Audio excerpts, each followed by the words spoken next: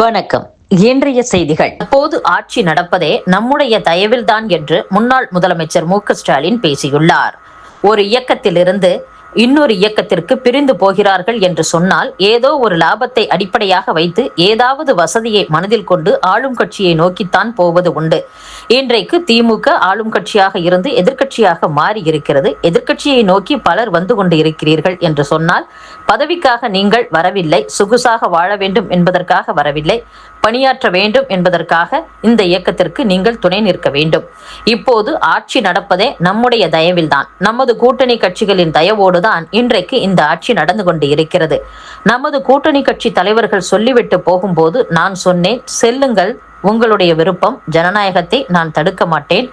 நாட்டில் ஜனாதிபதி ஆட்சி வந்துவிடக்கூடாது, அதன் அடிப்படையில் பாஜக வந்துவிடக்கூடாது என்பதற்குத்தான் வழி அனுப்பி வைத்தேன். நமது தயவோடு நடைபெறும் இந்த ஆட்சிக்கு விரைவில் முற்றுப்புள்ளி வைக்க நாம் உறுதியேற்று பணியாற்றுவோம் என்று ஸ்டாலின் பேசியுள்ளார்.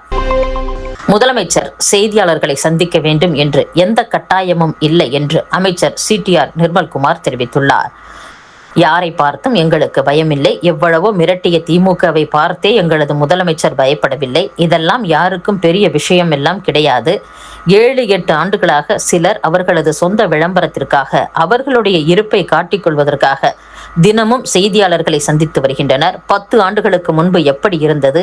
அச்சு ஊடகம்தான் இருந்தது. ஊடக அறிக்கை மட்டும் வழங்கப்படும். எப்போது தேவையோ அப்போது செய்தியாளர்களை சந்திக்க வேண்டும். மக்களை வழக்கமாக சந்திக்கிறார் எங்களது முதல்வர்.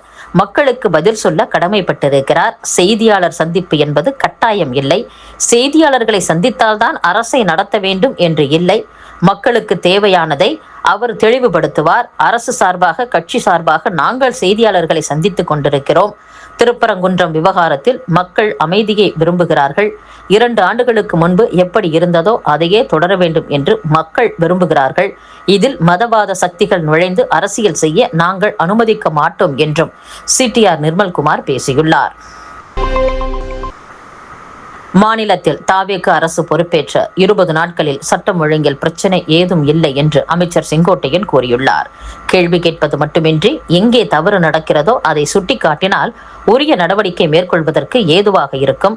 மாநிலத்தில் சட்டம் ஒழுங்கில் ஒரு பிரச்சனையும் இல்லை. பொறுப்பேற்ற 20 நாட்களில் என்ன பிரச்சனை வந்தது? உங்கள் வீட்டில் என்ன கஷ்டம்? இந்த அரசு 6 மாத காலத்திற்கு தன்னிச்சையாக செயல்பட வேண்டும். அதற்கு பிறகுதான் கேள்வி கேட்போம் என்று எதிர்க்கட்சிகள் சொன்னார்கள். பொறுப்பேற்ற 20 நாட்களில் சட்டம் ஒழுங்கில் கடும் நடவடிக்கை எடுத்திருக்கிறோம். இந்த பகுதியில் நடந்த குற்றத்தில் கடும் நடவடிக்கை எடுக்கப்பட்டுள்ளது. குற்றத்தில் சம்பந்தப்பட்டவர் குண்டர் சட்டத்தில் கைது செய்யப்பட்டு 24 மணி நேரத்திற்குள் கைது நடவடிக்கை மேற்கொள்ளப்பட்டுள்ளது. சட்டம் ஒழுங்கை பாதுகாக்க வேண்டுமெனில் அதற்கான பாதுகாப்பு அரணை உருவாக்க வேண்டும். அதற்கானவற்றை முதலமைச்சர் படிப்படியாக செய்து வருகிறார். அதற்கு குறிப்பிட்ட கால அவகாசம் வேண்டும் என்று அமைச்சர் செங்கோட்டையன் பேசியுள்ளார். 20,000 கோடி ரூபாய் மதிப்பிலான ஸ்மார்ட் மீட்டர் திட்டத்தை கைவிட தமிழக அரசு முடிவு செய்துள்ளதாக தகவல் வெளியாகியுள்ளது. தமிழகத்தில் மின்வாரிய பணியாளர்கள் நேரில் சென்று மின் பயன்பாட்டை கணக்கெடுத்து வருகின்றனர். இதில் சில பணியாளர்கள் நேரில் செல்லாமல் தோராயமாக கணக்கு எழுதுவதால் நுகர்வோர்கள் பெரும் பாதிப்புக்கு உள்ளாகி வந்தனர்.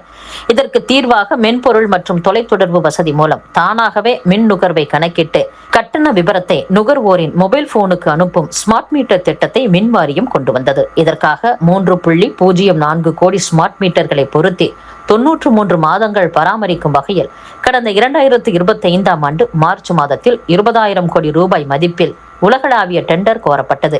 இதில் சுமார் 50 நிறுவனங்கள் பங்கேற்றன. தொழில்நுட்ப புள்ளி விவரங்கள் சரிபார்க்கப்பட்டு விலை புள்ளி திறக்க அரசு அனுமதி கோரப்பட்டிருந்த நிலையில் கடந்த சட்டசபை தேர்தலில் ஆட்சி மாற்றம் ஏற்பட்டது. தமிழக வெற்றிக் கழகம் ஆட்சியை பிடித்து அக்கட்சியின் தலைவர் விஜய் முதலமைச்சராக பொறுப்பேற்றார். அதனைத் தொடர்ந்து மின்வாரியத்தில் முறைகேடு புகார்கள் எழுந்ததால் இந்த ஆண்டின் தொடக்கத்தில் இருந்து அறிவிக்கப்பட்ட 20,000 கோடி ரூபாய்க்கும் அதிகமான பல்வேறு டெண்டர்கள் அதிரடியாக ரத்து செய்யப்பட்டன. புதிய அரசின் கீழ் வீடுகளுக்கு 200 யூனிட் இலவச மின்சாரம் வழங்கும் திட்டம் செயல்படுத்தப்பட்டு வருவதால் அரசுக்கு கூடுதல் செலவினம் ஏற்பட்டுள்ளது.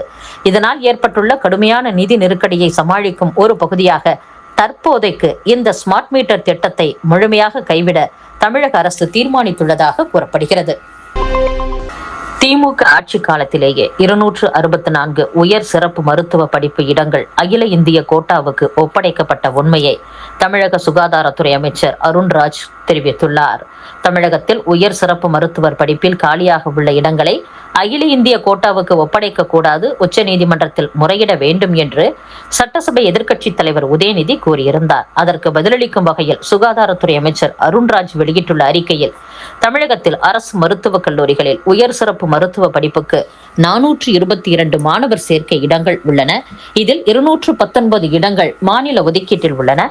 மற்ற இடங்கள் அகில இந்திய ஒதுக்கீட்டிற்கு செல்கின்றன. கடந்த ஆண்டுகளில் கலந்தாய்வு முடிந்த பின் அரசு டாக்டர்கள் வாயிலாக நிரப்ப முடியாத இடங்கள் அனைத்தும் அகில இந்திய ஒதுக்கீட்டிற்கு சரண்டர் செய்யப்பட்டுள்ளன. இதை எதிர்க்கட்சித் தலைவர் உதயநிதி அறிவாரா? நாம் சரண்டர் செய்த பின் கட் ஆஃப் மதிப்பெண்ணை குறைத்து அதன் அடிப்படையில் நமக்கு கிடைக்க வேண்டிய இடங்கள் அகில இந்திய ஒதுக்கீட்டில் நிரப்பப்பட்டன. இதனால் தமிழக அரசு டாக்டர்கள் பெரிதும் பாதிக்கப்பட்டதையும் எதிர்க்கட்சித் தலைவர் உதயநிதி அறிவாரா?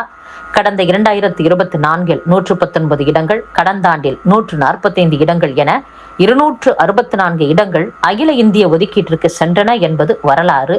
அதே நேரம் கடந்த ஆண்டில் மாநில ஒதுக்கீட்டு இடங்கள் அகில இந்திய ஒதுக்கீட்டிற்கு செல்லாமல் தடுக்கப்பட்டது என்பது உண்மைக்கு புறம்பானது. இந்த ஆண்டு 151 இடங்கள் மாநில கலந்தாய்வில் நிரப்பப்படாமல் இருந்தாலும் அவற்றை சரண்டர் செய்ய மறுத்து உச்சநீதிமன்றத்தில் வழக்கு தொடர்ந்தோம் என்றும் அருண்ராஜ் விளக்கம் அளித்துள்ளார். இத்துடன் செய்திகள் நிறைவடைகின்றன. மீண்டும் நாளை சந்திப்போம். வணக்கம்.